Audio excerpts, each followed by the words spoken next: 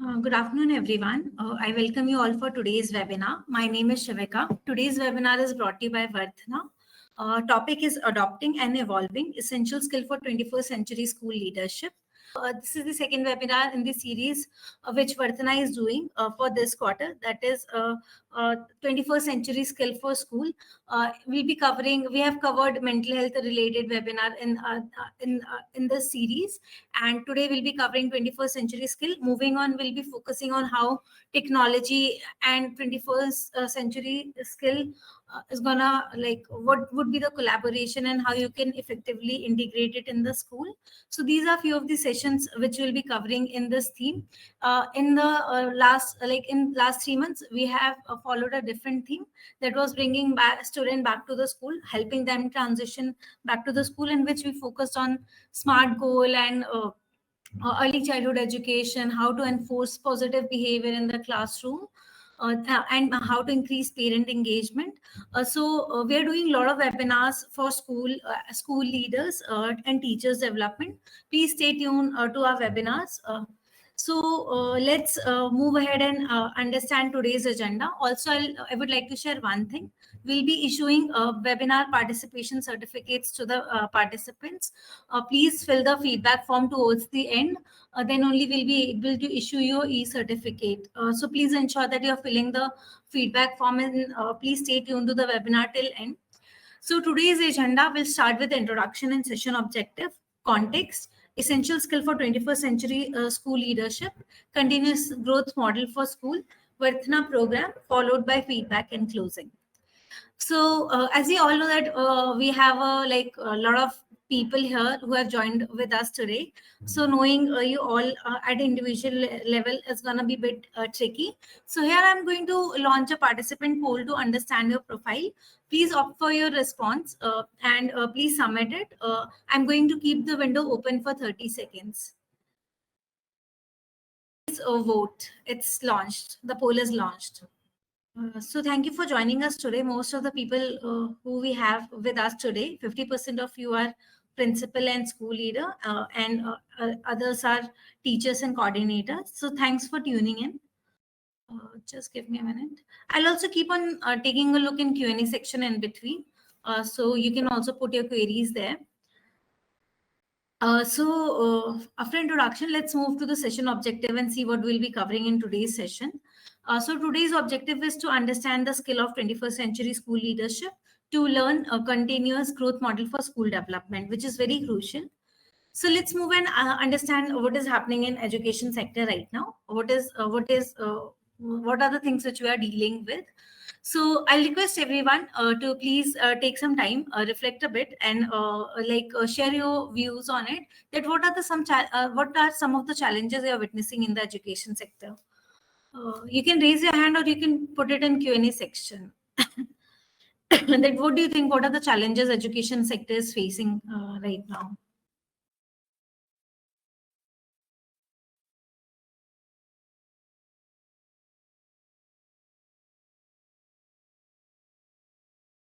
Anyone wants to share their view, please do that. Let's make this session as interactive as possible, because we all are here to learn and grow together.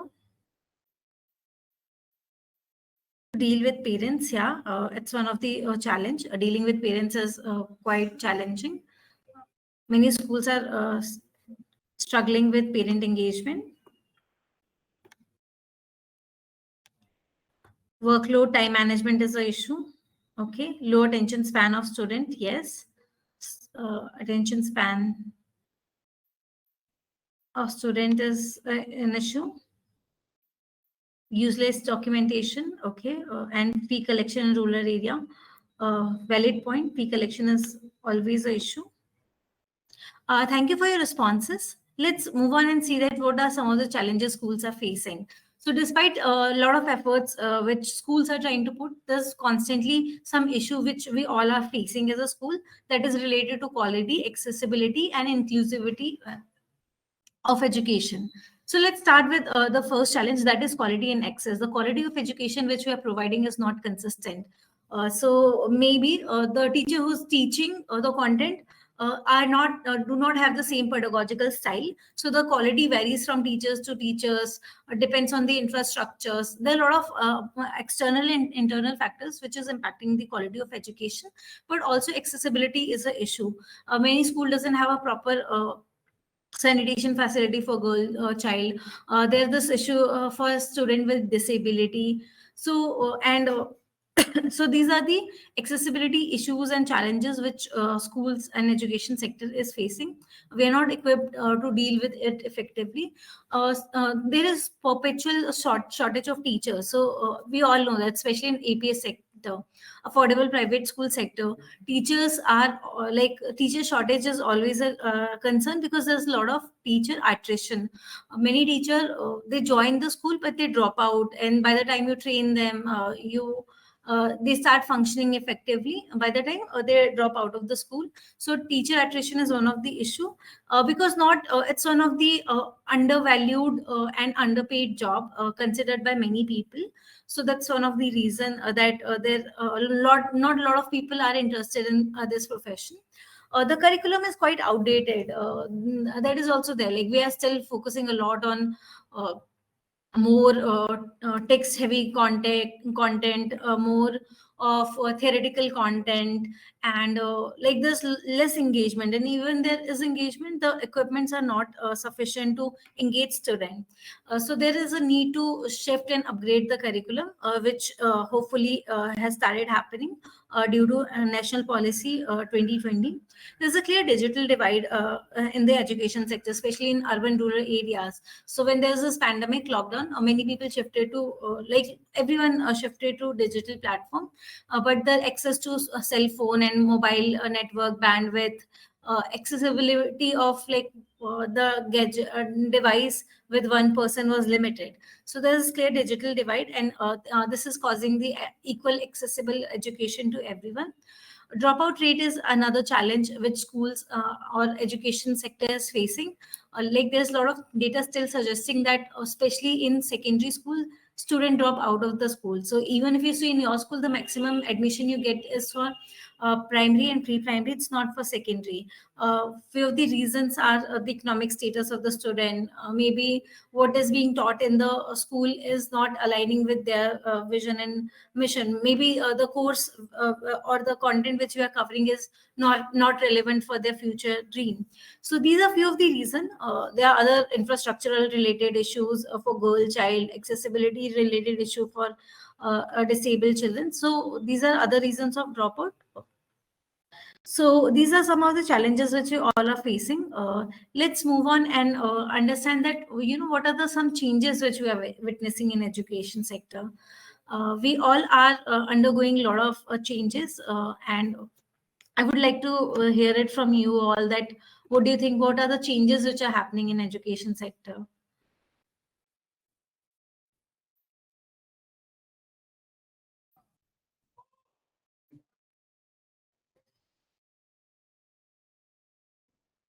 Please, you can put it in Q&A section or you can raise your hand.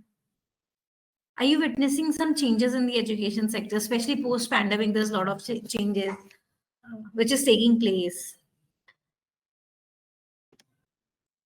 Yeah, technology. There is technology, use of chat GPT, artificial intelligence. Yes.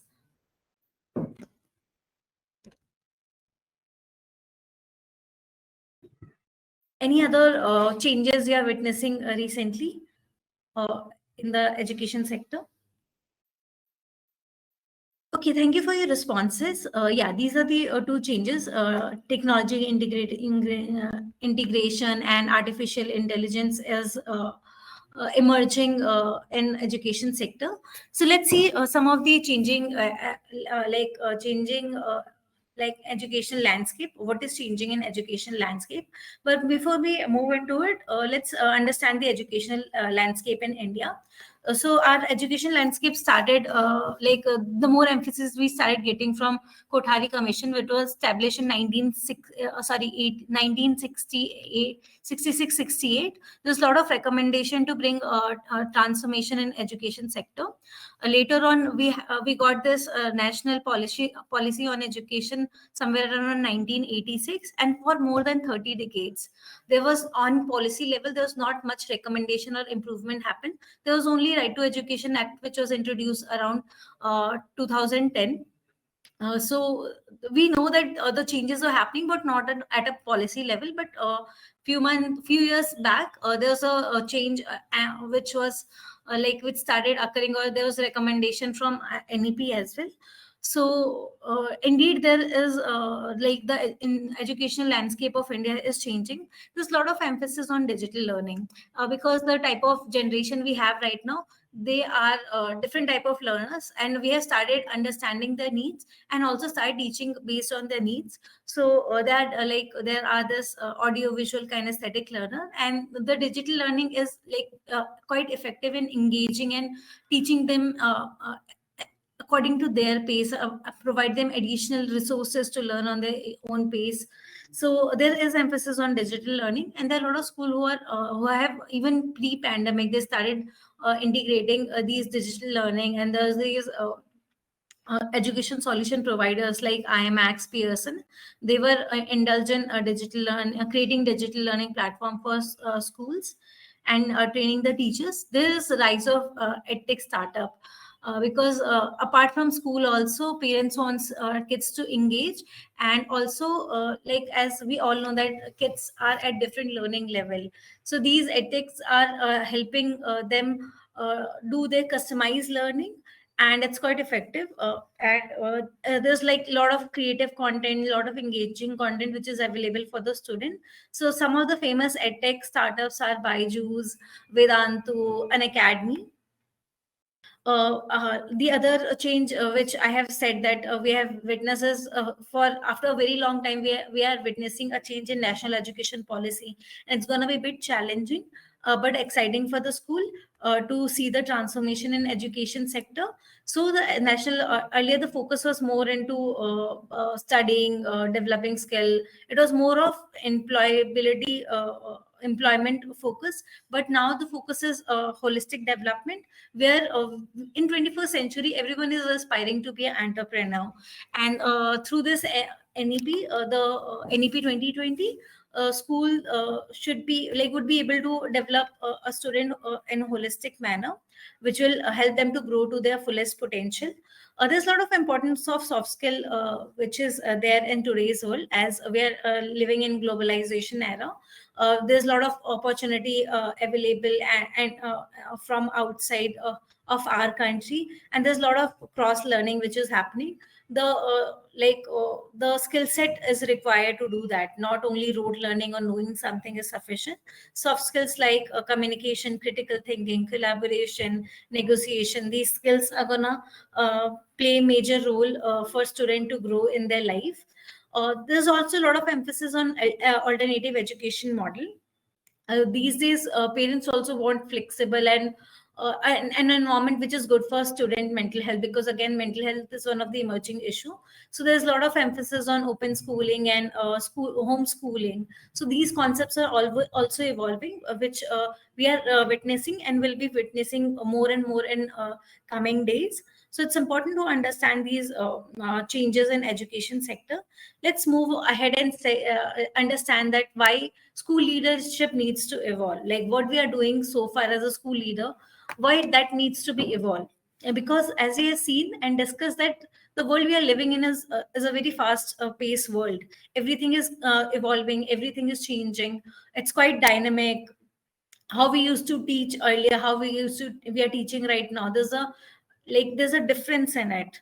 As a student, how I used to learn in school and the generation they're learning in school is different. So with that, school leadership style also needs to evolve, and we need to be in this continuous process of evolving, growing and learning. And that's why we are here for today's webinar. So let's understand that why it's important, because we know that educational paradigm is shifting. Earlier there was this chalk and talk method. Earlier there was a lot of emphasis on rote learning, examinations, scoring good in marks. But now the focus is more of how more on experiential based learning. The focus is more on assessment based learning, where instead of just focusing on marks, you are trying to understand the competency your children is gaining. So there is the shift. Earlier it was a teacher centric approach, where a teacher used to decide what they're going to teach. Now it's a child centric approach, how a child learns, what they want to learn, how you can cater them better. So there is these shift in education. There's definitely technological advancement which is helping us to do a lot of operation and academic work effectively. And it's important to keep up us upgrading with the technology. For example, due to pandemic, there was this disruption in fee collection, because parents were showing lot of reluctance and resistance in coming to school and paying fee. Those schools who were able to shift to technological advancement and integrate technology, introduce some sort of fee collection platform, they were able to do better fee collection. So it's important, these scenarios are now and again telling us that it's important to evolve and grow and learn and use this advanced technology in our day-to-day life. Again, we are living in a competitive world. Global competitiveness is there. To strive and thrive in this world, we need to keep on evolving, because the need of the time is changing. As earlier we used to, maybe if I have to search a word, I may have to go to a dictionary and find it. Then there's a search engine. Now there's this artificial intelligence. So there's this lot of growth happening, and there's a lot of competition which is there in the market, due to accessibility of information and our ability to grow and be more competent day by day. uh, there's emerging mental health issues. Earlier, maybe as a school leader, you don't have to pay attention to the mental health issue. It was not one of the prominent issue, but post pandemic, there is a surge in mental health issue. It was always there. There's a lot of stigma around it, but now schools have started consciously putting effort into it. So it's time that apart from school, what are the other things which are, and what are the other issues which are emerging? We also need to start focusing and working on it. Inclusive education is important. So to survive in the global competitive era, and also to sustain and thrive in long run, inclusive education plays a major role, because parents are getting aware these days that they want to send their kids to a place which is more inclusive, more grounded, helping them to learn a lot of values, making them feel included. So inclusivity is going to play an important role, and it's important to be future ready. So school leadership also needs to be ready and evolve, because what we are teaching or what we are doing right now, maybe it's serving for the current context, or maybe what is there in the next 5 or 10 years. But a visionary leader always thinks about what is there in the future, what sort of skill set will be required in the future, and cater those needs accordingly. So it's important to be futuristic ready. Start preparing yourself to be future ready. Then only you'll be able to guide your school towards 21st century development. So these are the reasons that why school leadership needs to evolve. Let's move ahead, and I'm going to launch a poll here to understand what skills are needed for a school leader to cope up with the changing education landscape. As we have discussed that there's the shift is required in education landscape. It's changing. What are the skills a school leader need to adapt these changes? So I'm going to launch a poll here. I'm going to wait for 30 seconds to get the responses, and then we'll take the discussion further. I have launched the poll. Please go ahead and vote. What do you think are the skills needed for school leaders to cope with the changing education? I'm going to publish the outcome of the poll. So many of you said that technology integration is one of the important skill. Visionary thinking is crucial. Adaptability is important. Not much importance given to data-driven decision making and emotional intelligence. So let's move on and see and discuss that. What are the things which we need to do, what are the skills which we need uh, to be a good efficient school leader in 21st century skill. So the skill set which we need are for the 21st century skill, school and to be a like good leader is to be a visionary thinking, someone who can envision what is there in the future and how I can make it work. For example, I'm not sure how many of you are aware of CNN news channel. It's one of the famous news channel. So the owner of the CNN, they started with a radio. They used to go on air, and there's this. They started with a radio channel, but the owner started realizing that the television trend is going on, and a lot of people are shifting from radio to television. So he was a visionary leader. He was able to see and understand it, that maybe the future of radio is not going to be there as it is right now, and there would be the shift where people will be more watching television. So he started this channel CNN based on his vision way back somewhere in 90s, that maybe after a era or after some decades people will be shifting to television, and we all know that like how frequently we are using radio and television, or especially for news and all. And that's how CNN became one of the like famous news platform. So the person was a visionary thinking. He was able to envision what was there that time, what was happening, but he was also able to predict and see that what is the future of the community media is gonna look like. So he worked his vision accordingly. He worked on his mission accordingly and achieved that.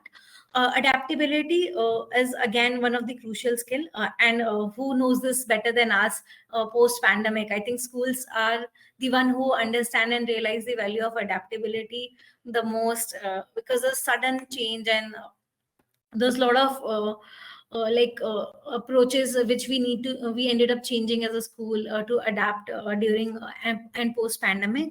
Technology integration, definitely one of the skill for operationalization as well as the academic performance of the student.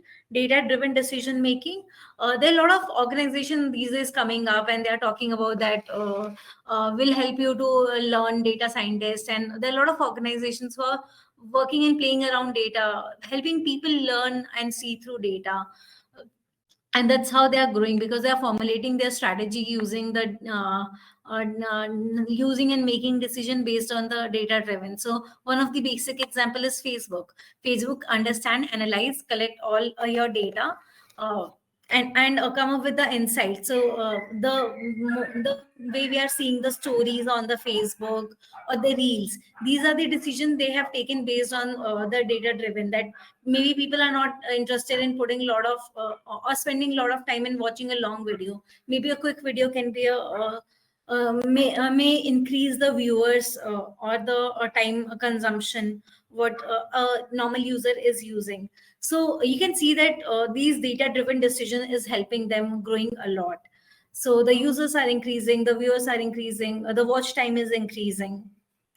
A lot of, again, emotional intelligence plays an important role for any leader. There are a lot of research data suggests that leaders or the effective leaders or the prominent leaders are those who have good IQ and EQ. So it's important to have emotional quotient, because that help you to collaborate, teamwork, and work with a lot of empathy to grow in right direction. And followed by collaboration and teamwork. Leadership is all about collaboration and teamwork, and it's important because as we are living in fast moving world, if during the pandemic all the stakeholders fail to collaborate and work, we may have failed.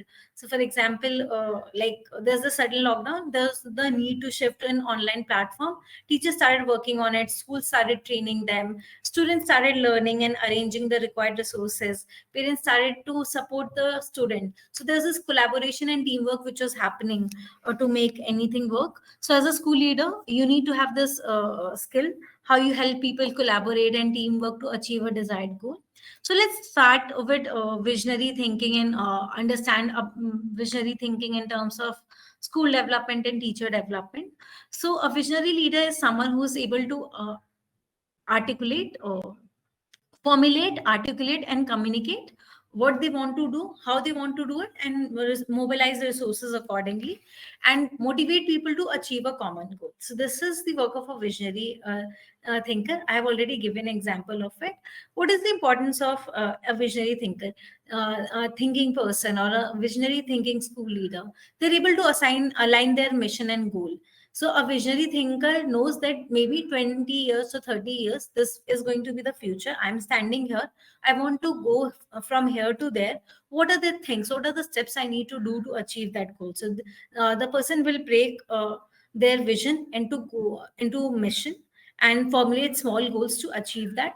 It helps in decision making. So maybe what I'm doing right now. So for example, post pandemic, you got to know that maybe there can be a sudden need of technology.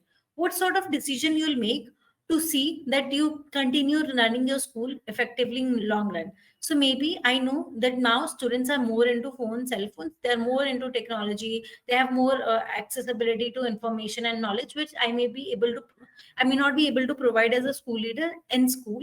So what I have to do, I may have to work on setting up a infrastructure if I want to keep on getting admission and growing in future. So it helps me to make these as a school leader, make these decision making, that I want to go and achieve this goal, I want to grow in future, maybe I need to start doing these things or to start taking these decisions to achieve my goal, to build a positive school culture, which is very important.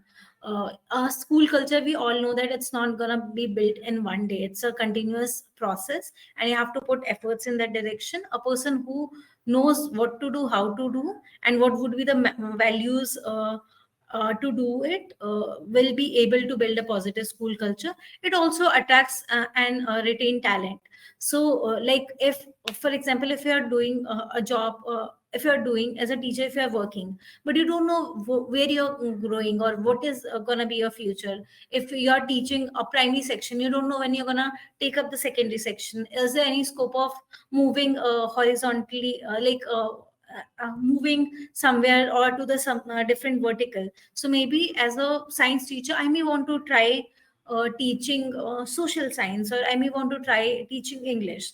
So if there's a visionary leader, the leader is able to plan effective intervention for the people who are indulgent, for the stakeholder, to make them feel that there is a scope of growth, and that help them to motivate and retain the talent. One of the example of visionary thinking statement or a vision can be that there's one school XYZ, they want to provide equitable education for all students to prepare them for life beyond the classroom. So to achieve this, this is a vision a school has, that they want to work on equitable education, and they want to focus more on hands-on learning or beyond classroom learning experiences, and what they can do to do it. But the vision is clear that this is the thing, that's how they want to present themselves in future or currently. So let's move on and understand adaptability and flexibility. As I said that now, like in our regular traditional education model, we were more focused on to a chalk and talk method. There was a lot of rote learning, a lot of focus and emphasis on making notes and reading and rereading them. But there's a shift in education sector. So adaptability is important because it's like it helps to come up with new ideas, technology, methodology, implement these methodology to get effective and desired result, instead of continuously doing what you're doing, because uh, like there is a lot of resistance towards change by a lot of stakeholders, but adaptability and flexibility helps you to grow in long run. Why it is important to be adaptable? Because education trends are changing. We have seen that what I used to do as a school leader 10 years back may not work in this era, and not necessarily what I'm doing right now is going to be fruitful 10 years down the line. After 10 years, maybe there would be a different trend. So it's important to be flexible and adaptable, to and it's one of the crucial skill. Technology advancement, it's important to keep on upgrading and shifting towards technology. depending on your pace, at which pace you want to pick. But it's important to start integrating. As I've given the example that during pandemic, maybe fee collection was the issue, but those who have a platform, online platform to collect the fee, they were able to effectively collect it. And these days, parents are quite busy. We all know that all the schools are struggling with parent engagement. So technology advancement can also help you to communicate better with parents, also seek more accountability from them, and it will help school in multiple aspects. So it's important to focus on technology advancement, dealing with uncertainty. Again, COVID is the classic example of the uncertainty, that there can be anything which can happen. It had happened in past, it can happen in future. Adaptability helps you to be ready for it, and to bring that change which is required to sustain. Addressing diverse student need. Again, these days we are getting student with different needs, different background, different ethnicity. So it's important to adjust and adopt according to what is suiting them and what is suiting their needs in best possible way. So one of the reason of adaptability is that how schools should start adapting is focusing on mental health, because again there's a lot of emphasis on it. And if you're failing to address the mental health, what you're delivering in the school is not the learning outcome is not up to the mark, because there's a lot of stress induced anxiety, there is exam induced anxiety, pressure, depression kids are facing. So one of the adaptable approach for the school can be that they start working and taking step towards mental dealing with mental health issue, which they may not think that was required earlier, but it is required right now. You can start up with something like setting up a counseling team, or maybe appoint a counselor for your school to support those students who are facing with a mental health issue. So again, it was not a need, but now it become a need. So an adaptable or flexible school leader try to know, as much as possible, that what can be the possible need. And if they don't know, once the need is arrived, they start working in that direction. So it's high time we need to start focusing and being more adaptable and flexible. Technology integration is important because it impacts the quality of education, it impacts the learning outcome, it impacts the engagement, it impacts the quality, accessibility. So technology integration is important because we are living in digital era, and it's going to go and expand.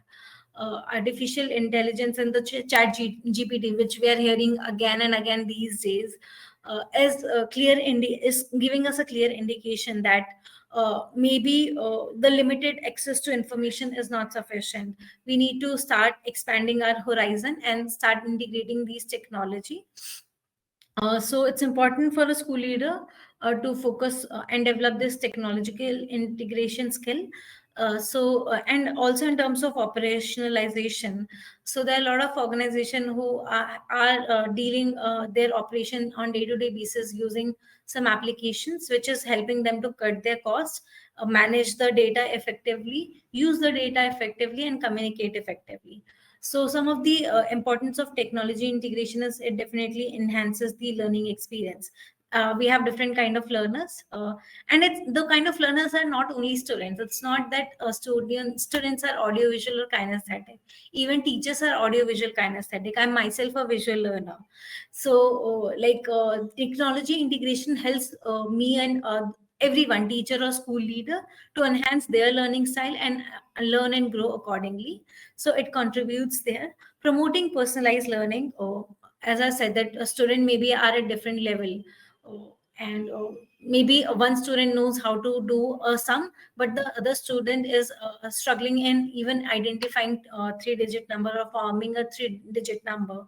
So the learning level is at different so the learning is at different level.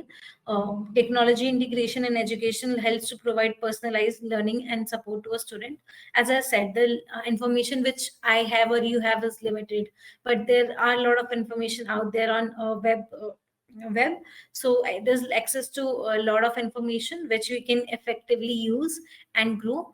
And it also helps to facilitate and collaborate and communicate, especially with parents, because those schools who have better technology integration in place in different apps, they are able to effectively communicate with the parents, because there's a lot of automation which has happened. Parents get automatic reminders for fee.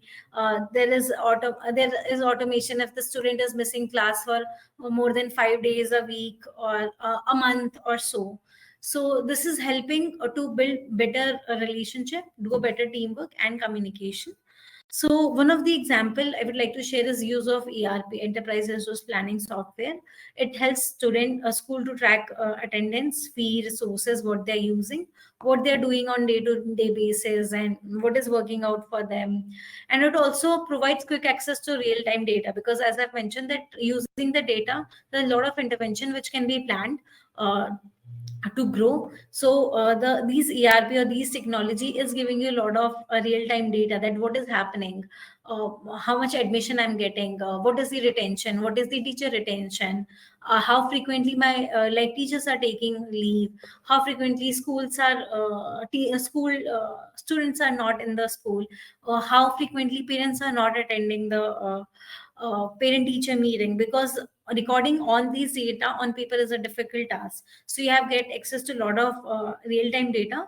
You can also utilize optimize your utilization of resources. So for example, to do a paperwork in the office, I may need 5 or 6 staff. With the use of technology, maybe 1 or 2 person who are well equipped with it are able to manage the same amount of work in limited duration. So it's cost saving and also time saving, because as a few of you have mentioned in the Q&A section that time management is an issue. So these technology integration is helping you and teacher also to save a lot of time. Data-driven decision making, it allows school to identify areas, their strength, weakness, and opportunity threat, like a SWOT analysis of school, because there's a lot of data which suggests that what is working out, what is not working out, what you need to do to make it work out, what is something which you are doing is already good. So as again I'll point it out that we may not pay a lot of attention to this, but this is very crucial, and moving on it's going to be really crucial, because during the pandemic, one of the thing which we have seen was what student is learning. Tracking that was difficult because there's no data to back that. So whether as a school I'm growing or not, if there is no sufficient data to back that, okay, maybe last year I have enrolled 200 students, my profit was this much, maybe my profit was 50 lakhs. This year, how many students do I need to enroll to get or make the profit of this amount? So these decisions or planning you can easily do using like data. So data driven decision making is very important. It helps you to like understand what are your targets, what you should be doing, and what direction you should be moving in. So it also help you in making a school improvement plan. So maybe if you have a sufficient data for infrastructure, it may state that the dropout in secondary school is happening because of a lack of washroom or hygienic washroom for girl child, and because of that. So these data will help you to get the insight that what is not working out, and then you can plan your intervention, that how you can make it work out. So resource allocation and budgeting, as a APS sector school, the resources, the fund which we get is limited. It's not limited, it's next to negligible. The only fund which a school get from, or support schools get from, is from RTE, which is quite limited, and that too it takes years and years to get those funds. So the resources that we have in our hand is limited. Budget allocation is important. So the data helps you to understand that are you putting, or are you spending more on electricity, how you build your infrastructure so you can save your electricity cost, how you can make your classroom arrangement effective, to again save resources. Are you understaff or overstaff? do you need to hire more people, or do you need to cut down the resources that you have? So these data will help you to allocate the resources that you have in hand, manage those resources, and also budget around it, that how much money you'll need to do a certain task. Monitoring school progress, again, what you're doing, how you're doing. So for example, if you have opened your school 5 years back and you're still standing from 50 student enrollment, you're still, if you're standing at 150 in 5 years, the progress is low. But maybe you didn't pay consciously attention to it and monitor it effectively, that what are the causes which is causing low enrollment, what can I do to increase the enrollment, how I can help those students who are already enrolled to move out or transition out of the school, how I can focus more on teacher development. So these monitoring process is important, and these data will give you insight in this, that what is happening and how you can what is the progress and how you can effectively uh, plan and manage and do it in future. So one of the example here I would like to share is that after analyzing the fee payment of a data, 15 for a school, it's a hypothetical situation, 50% of the parents make delayed payment. So the school figured it out that 50% of the parents are paying fee late, and I think this is one of the issue which we all are facing. So some of the findings suggest that 40% of the parents required extension in the payment timeline. So maybe the payment timeline is by the end of this month, I fail to pay it, and I may want to avoid the school for coming few months due to my failure in paying the fee on the deadline. So maybe as a school leader, you can get this leverage of extending the timeline a bit, depending on the need. Also, the finding also suggests that 10% need reminder. So they have money they want to pay, but they're forgetting. So maybe they also need continuous reminders. So the data is suggesting that there is delay in doing this work, the fee collection.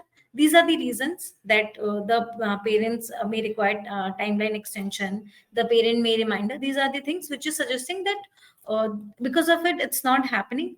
You can formulate an action plan based on the data. So this is what is happening. This is why the reason it's happening, or the possible reason.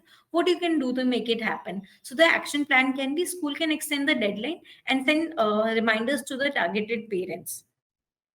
So these things which can be done, which as a school we may tend to overlook. So data-driven decision is important. We have also at Varthana, we have taken a webinar on this topic. That is how you can effectively use data and understand the data. You can visit our YouTube page and so see that webinar as well. It's there. So the other important skill is emotional intelligence. A leader must and should have emotional intelligence skill. It helps them to foster positive relationship, which is quite crucial to grow, promoting social and emotional well-being, and enhance overall academic success. So we all know that people work for those where they feel that their monetary as well as the emotional needs are getting fulfilled. So it's important. Now, what is the importance of it? It helps student to learn socio-emotional, build socio-emotional learning. If a school leader have the skill, definitely the person is going to pass it on to the school and teacher. It creates positive school environment, better academic performance, because emotional intelligence is knowing and understanding your emotions and acting on it. So if a person know that, okay, I am stressed, I am anxious, I'm aware of my feeling, how I'm feeling, but I'm still able to manage my behavior or my emotions, and that will eventually lead to better academic performance. In a school setup or in any setup, there's a lot of conflicts happen with multiple stakeholders. So as a school leader, you may get in conflicts with other school leader or parents or teachers, and sometimes directly with students. So this skill also helps you to like indulge in this indulge and better deal with the in conflicted situation. One of the example is middle school implements a mindful program to develop student emotional intelligence that help them to self-regulate the skills. So this is not only helping student to self-regulate the skill, this is also helping teachers to do a better classroom management. Because if a student is able to self-regulate their behavior, teacher can save the time and like utilize that time more into engagement in teaching instead of focusing more on behavior management. And there's a lot of emphasis on International Yoga Day, that our mind body function together, and we need to take care of both of it. So emotional intelligence in important. And one of the like tests I'm going to share here, which you can give to understand your EQ and how you can make it better. So we'll be sharing this deck with you. You can take this quiz, understand what is your EQ level and how you can make it better. So after this webinar, I'll request everyone, I'll also drop this link towards the end in the Q&A section. You can take this quiz. Please take the quiz and check your emotional intelligence and how do you want to like work and enhance more. So let's move on and see that collaboration and teamwork is important because we are living in dynamic world. Surviving and sustaining alone is not possible.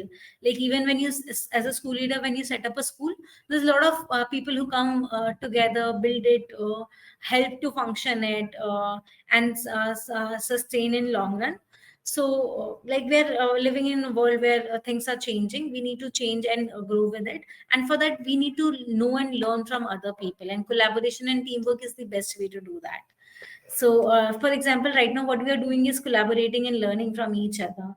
I'm trying to learn what from your experience, what you are witnessing, and also share what I have seen and we have learned in the education sector so far.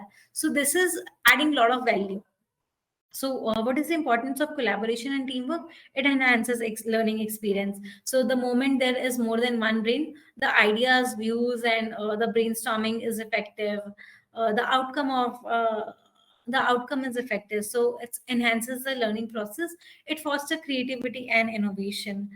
So, for example, as a school, when there's this lockdown, people start shifting to online, but you know the better the reality of your context. Maybe the student whom you are dealing with may not have access to Zoho, Zoom, or a mail ID. So many of you started sending content on WhatsApp. Nobody thought way back that we'll be utilizing WhatsApp for sending the content. But together, when we started working, we realized that maybe the other things is not working. How we can make it better? So as a team, we decided maybe WhatsApp content is going to be more effective. So when we collaborate, come together, we come up with better solution which serves us in the best possible way. It prepares for real world challenges.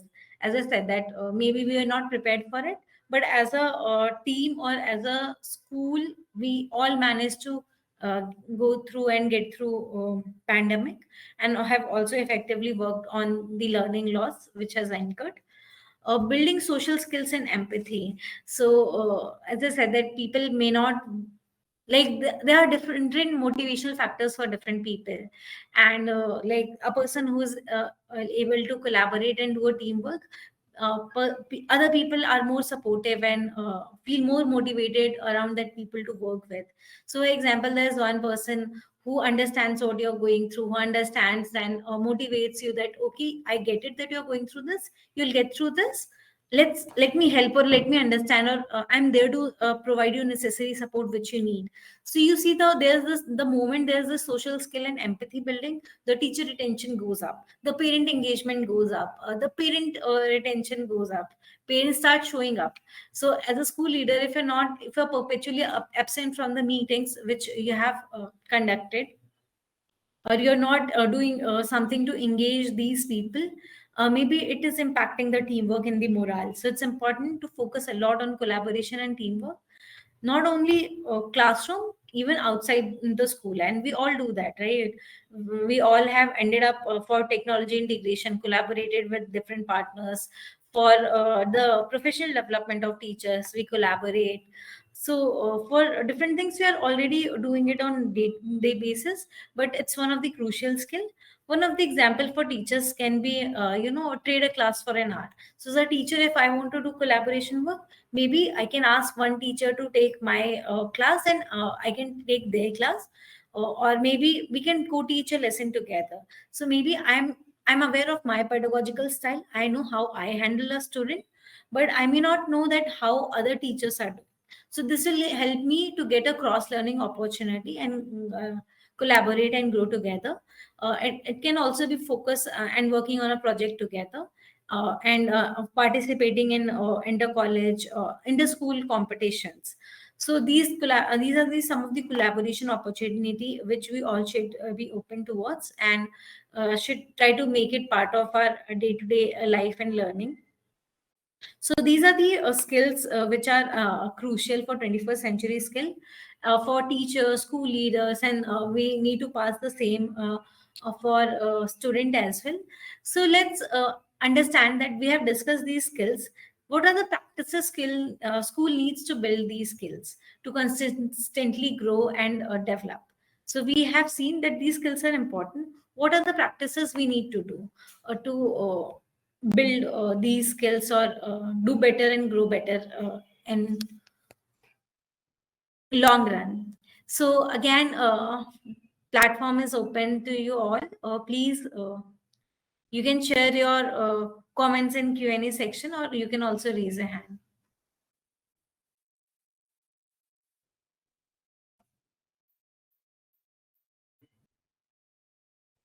Are you following some sort of practices in your school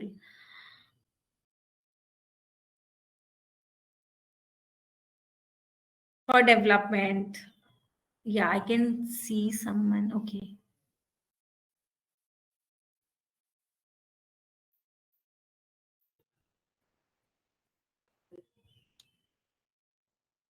We can start F&D type of program. Okay, okay, this is, I guess, F&D is feedback and debriefing. Please, yes, you'll get the presentation of this webinar. We'll be sharing the handout presentation, everything. So yeah, I think one person has mentioned that feedback is crucial. Yeah, that is one of the important practice.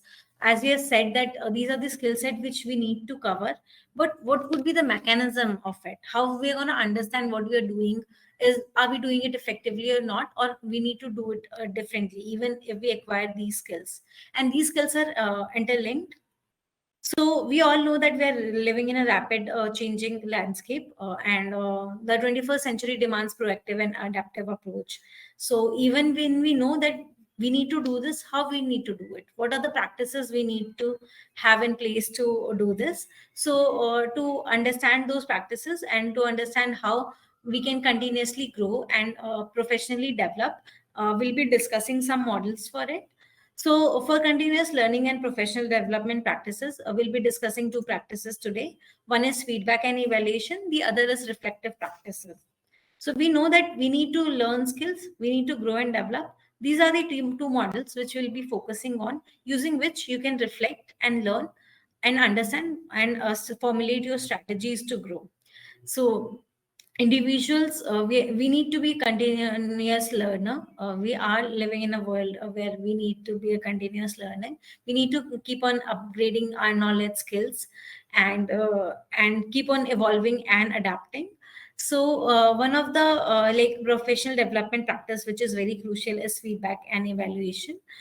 Feedback is basically providing formative information to improve performance. So a person is doing something, how you can do it better, what you're doing good. It's important to sit and analyze it and work towards it.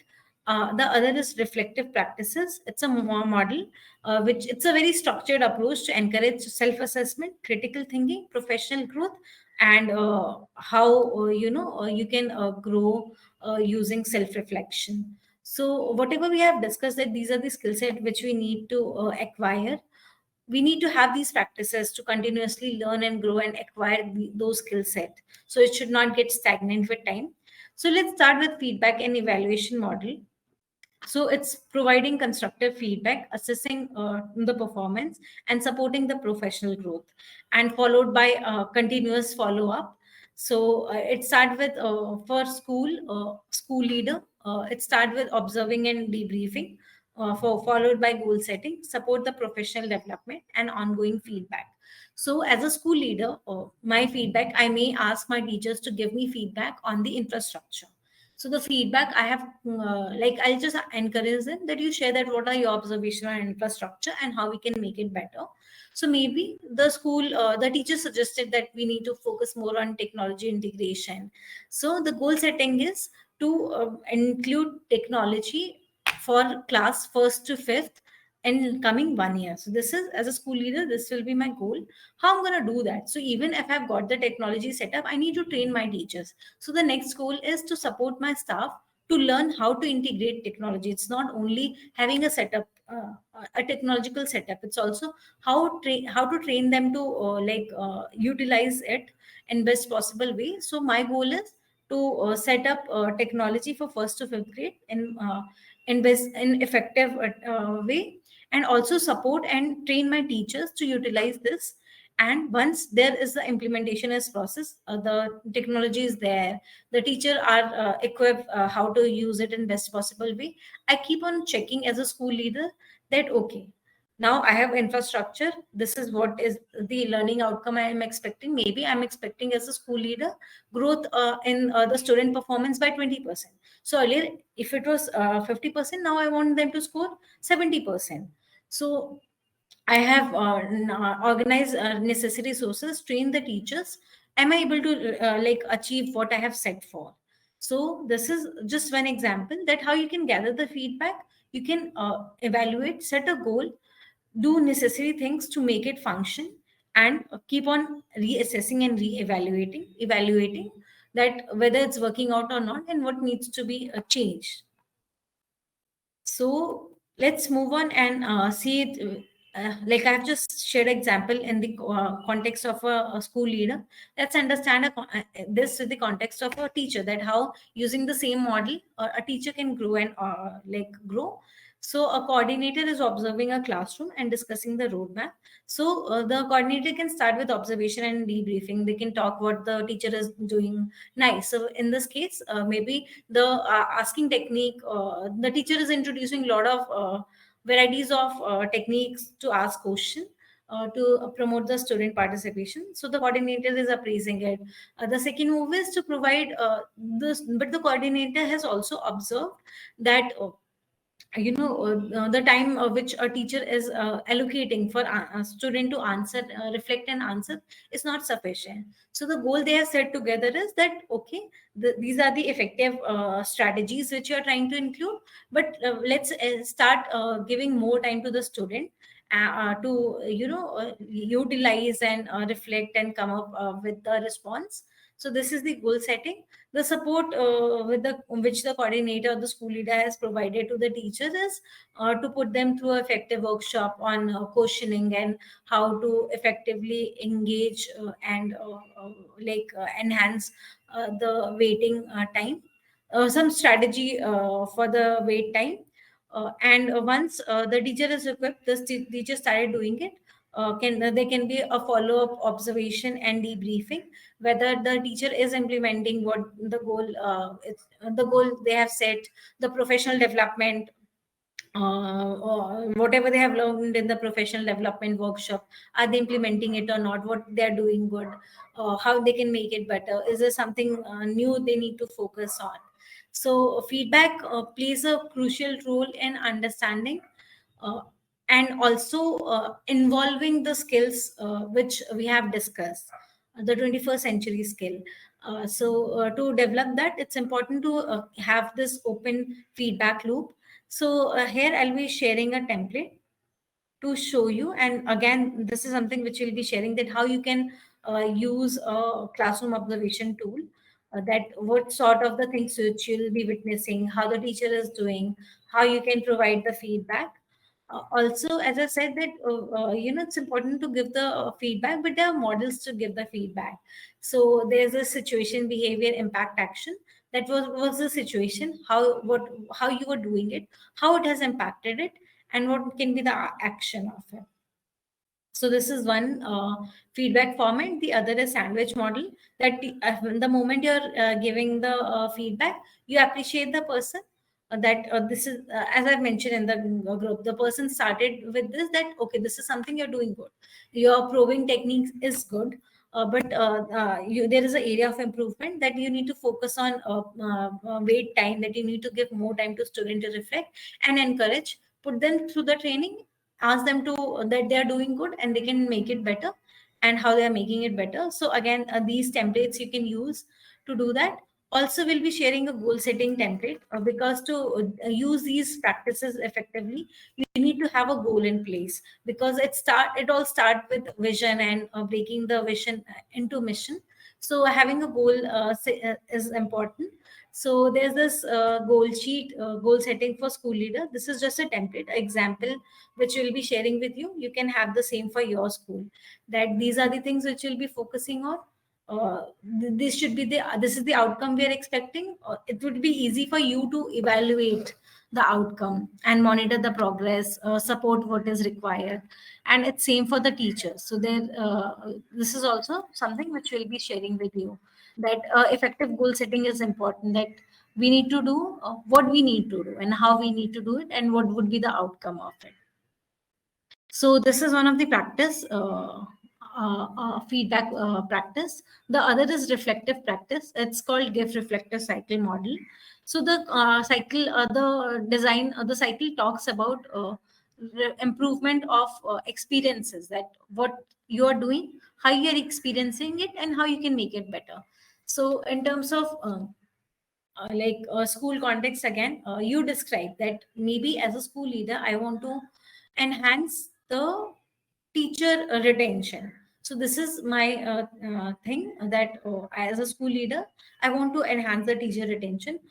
How I'm feeling about it as a school leader, maybe I'm frustrated because it's taking a lot of time and resources to get these resources on board, train them, and then at the end, there's always shortage of teacher. So you identify, but I'm also hopeful that I'll be able to find a solution of this problem. Evaluate that what are the causes that your teachers are not retaining.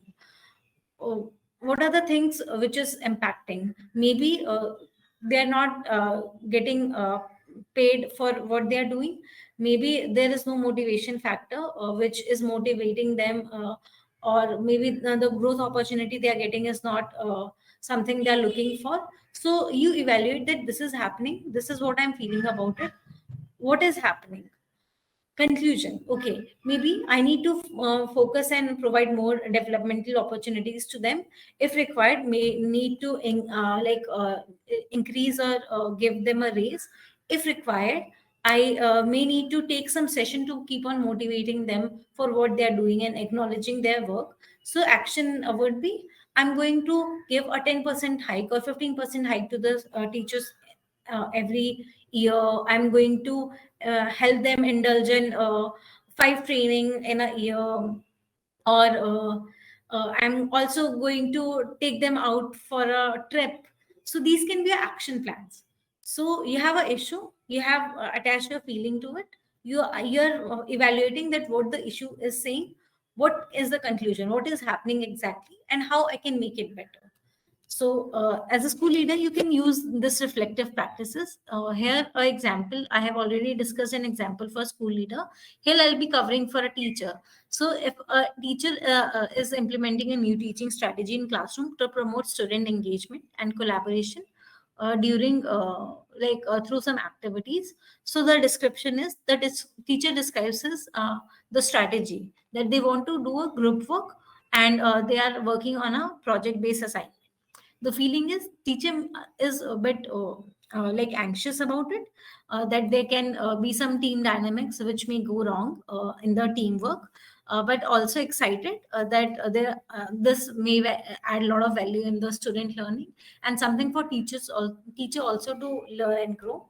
The teacher is evaluating that if I'm trying to do something like this, is it going to be effective, how it's going to be effective, what is the learning outcome I'm expecting to achieve. Maybe I want a student to start performing better, or start engaging better, or start participating more in the classroom when there's this individual interaction. The conclusion is that okay, I want to implement a strategy. I want to give a project-based assignment, help student to do group activity, This will help teachers to understand what is the strength and weaknesses of the group, and how to make it function better. So maybe some guidelines are required. While evaluating, I also try to understand what is not working out. So maybe there's a lot of chaos which is happening in the group. I may have given a guideline to the student before jumping into or dividing them or giving them into a group work, and also some student may require additional support. So these are the conclusion. The action plan can be to provide a clear instruction for group work, create specific role for students, giving them a clear direction, and also provide additional support to those students who require it. So there's proper action plan in place based on what is happening. So these are other two practices which, as a school leader, you can start utilizing and using. So let's move on and see that what we have covered so far. So we started with changing challenges in education sector, how the education sector is changing, followed by 21st century skill which a school leader should have, and followed by some practices which schools should effectively start utilizing and start including in their day-to-day life to like effectively thrive in the 21st century. Because along with learning these skills and implementing these skills, these practices will help you to reflect and grow. So this is the summary of today's webinar. If you have any question, you can raise your hand, and please raise your hand, or you can put it in Q&A section. Also, please stay tuned because we'll be sharing a feedback form, and we'll be issuing participation certificates to those who will be filling the feedback form. So please ensure that you are filling that feedback form before dropping out of this call. If you have any question, you can raise your hand.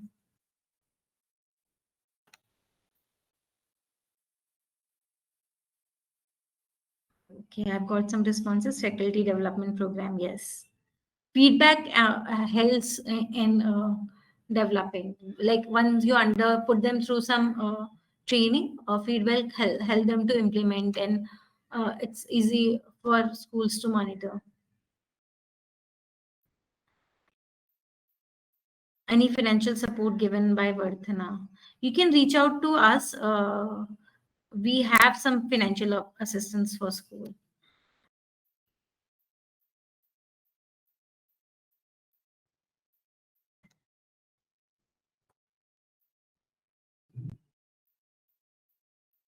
We'll be sharing all the templates and tools.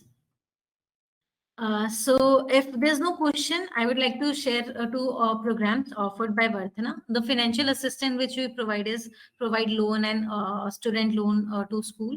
So if you're interested, you can reach out to us.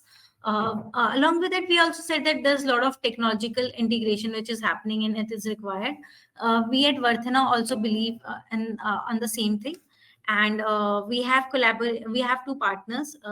One is Lead, other is CAN. So Lead helps to provide innovative tech-based learning to the school. They have a hybrid curriculum for school, and it's customizable as well. So if you're interested, you can reach out to us. And we also have this program, academic solution partner, CAN. They have this portable, movable device projector, which is quite efficient and can be used for different classes. So you don't have to have a fixed infrastructure to use this machine. So it's quite portable, easy to use, and it has great content. So if you're interested in any of these programs, you can write to us on this. You can reach out to us, hello@vardhana.com, and this is our contact number. I'll wait here for 2 minutes. You can open your link and proceed with filling the feedback form.